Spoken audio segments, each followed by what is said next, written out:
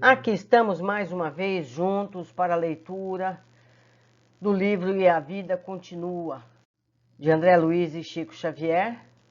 Hoje teremos o capítulo 10º, Evelina Serpa.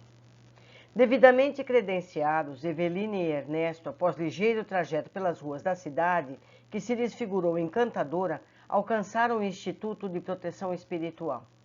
Acolhidos carinhosamente pelo instrutor Ribas, dedicado à clínica psiquiátrica no departamento assistencial que lhe dizia respeito, sentiam-se tão à vontade do ponto de vista do habitual como se estivessem visitando o moderno consultório terrestre.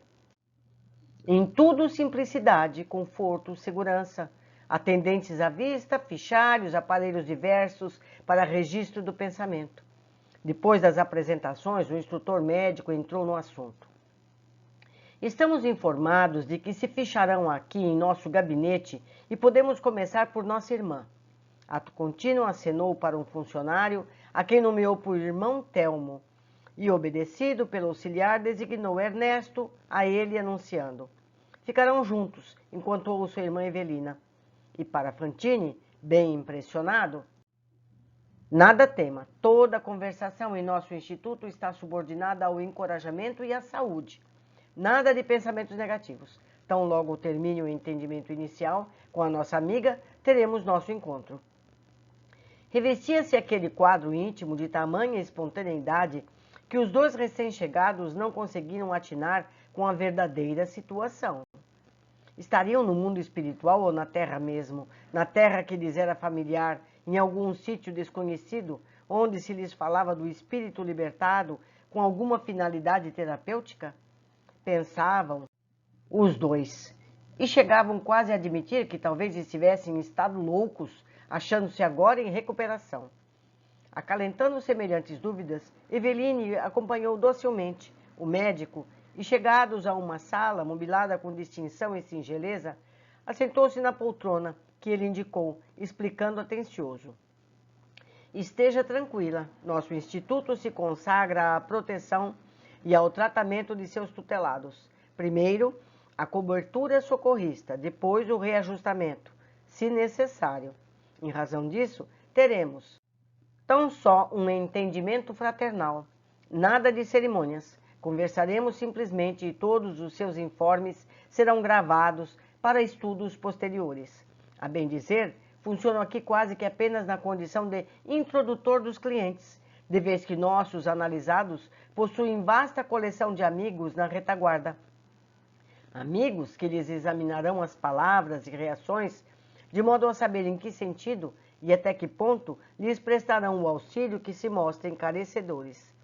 Diante de Evelina admirada, a um gesto do mentor, grande espelho se fez visível junto à poltrona, dando a ideia de que a peça fora ligada ao sistema elétrico por disposições especiais.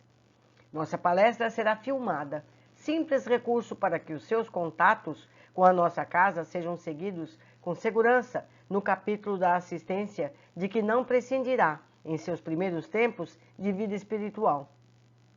Tranquilize-se, compreendo, porém, que todas as suas perguntas e respostas se revestem da maior importância para o seu benefício, porque suas indagações, a autoridade do Instituto identificará a sua posição no conhecimento e, por suas respostas, saberá o montante de suas necessidades. Conversemos. Perante aquele olhar brando e enérgico, ao mesmo tempo, reconheceu-se Evelina qual criança de letras primárias, ante-examinador experiente e, concluindo que não lhe seria lícito recusar a prova, perguntou com respeitosa coragem: Instrutor Ribas, conquanto o senhor tenha feito referências aos meus primeiros tempos de vida espiritual, é verdade que somos espíritos desencarnados, pessoas que não mais habitam a Terra? Perfeitamente, embora a irmã não consiga ainda certificar-se disso. Por que semelhante inadaptação? Falta de preparo na vida física. De modo geral, a sua posição é surpresa, é comum à maioria das criaturas terrestres, em virtude da ausência de integração real com as experiências religiosas a que se afeiçoam. Se estamos efetivamente mortos, acredita o Senhor que eu, na condição de católica, devo apresentar ou deveria apresentar um índice mais completo de comunhão com a verdade espiritual do que estou conseguindo entender? Claramente. Como assim? Se a irmã, durante a sua existência no corpo denso, pensasse firmemente nos ensinos de Jesus, o Divino Mestre, que se reergueu do túmulo para a demonstração da vida eterna, se meditasse na essência dos ofícios religiosos de sua fé, todos eles dirigidos a Deus e depois de Deus aos mortos sublimes, como seja o nosso Senhor Jesus Cristo, na sua augusta mãe e aos espíritos heróicos que veneramos por santos da vida cristã, de certo não experimentaria o assombro que até agora lhe insensibiliza os centros de força, apesar da elevação e da delicadeza de suas aspirações. Viu-se Evelina de repente transportada pelas molas mágicas da imaginação ao seu velho templo religioso.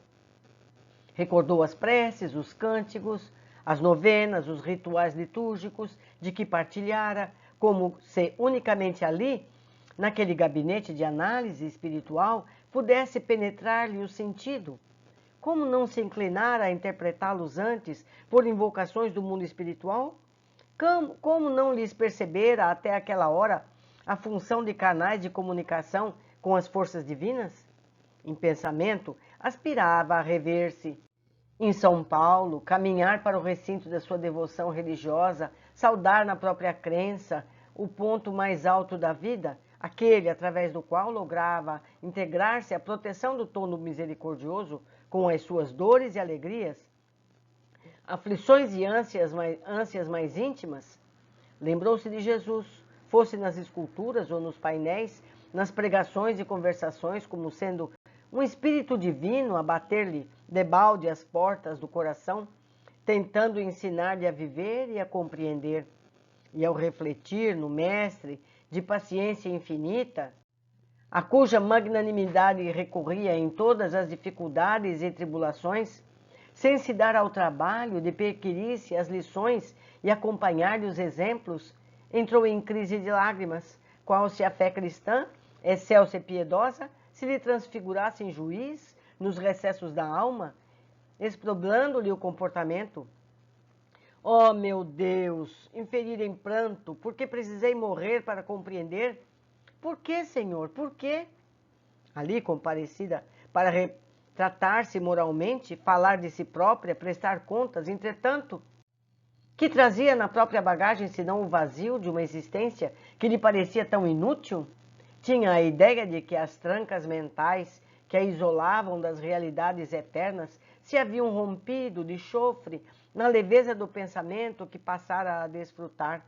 E aquele Jesus, que adorara por fora, lhe ganhava agora a intimidade do coração. Ali perguntava, com infinita doçura: Evelina, que fizeste de mim? A senhora Serpa, algo descontrolada, chorou convulsivamente diante do instrutor, que a seguia paternal. O generoso amigo deixou que ela mesma estancasse a fonte de lágrimas e, ao vê-la serenar-se, falou comovido. A depressão momentânea lhe faz bem. A dor moral nos mede a noção da responsabilidade. Seu sofrimento de espírito, ao recordar-se do Senhor Jesus, evidencia sua confiança nele.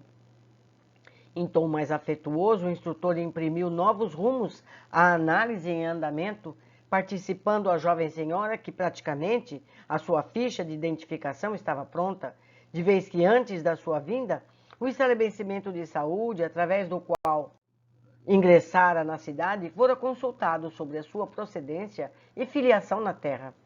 Ainda assim, acrescentou, o seu depoimento aqui, porém, será valioso, porquanto de posse dele estaremos mais amplamente informados quanto à nossa tarefa de auxílio.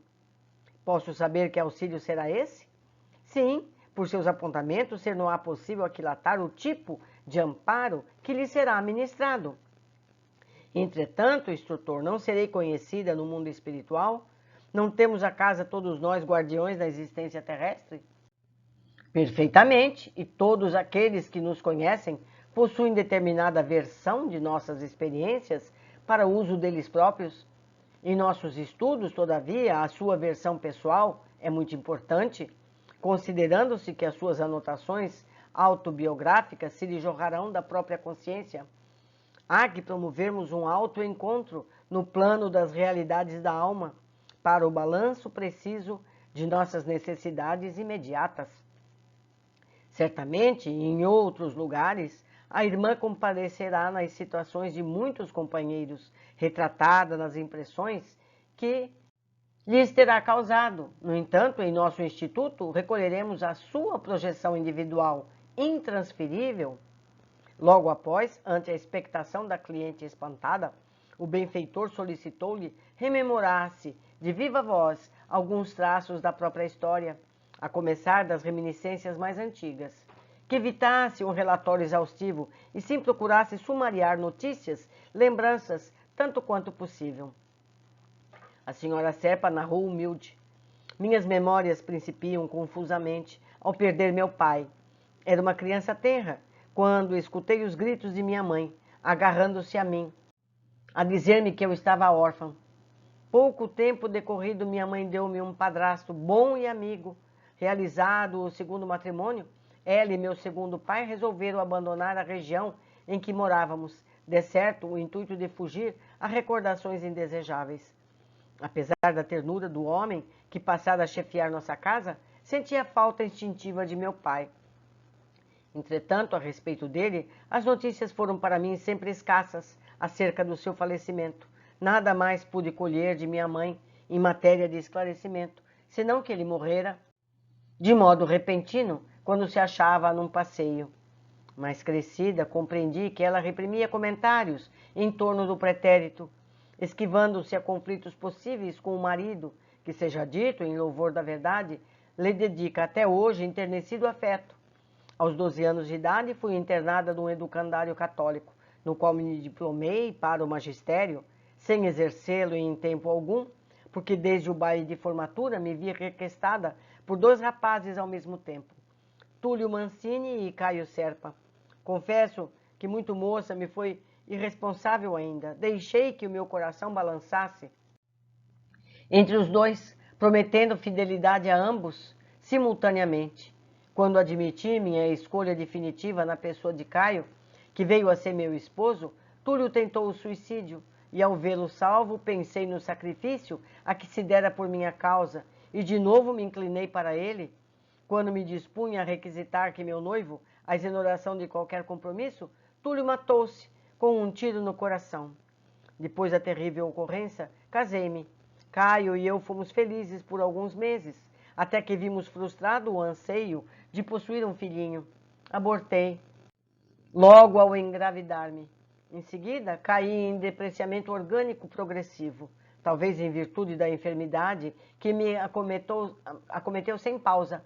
Caio procurou nova companheira, uma jovem solteira com quem passou a conviver, simulando vida conjugal na cidade grande.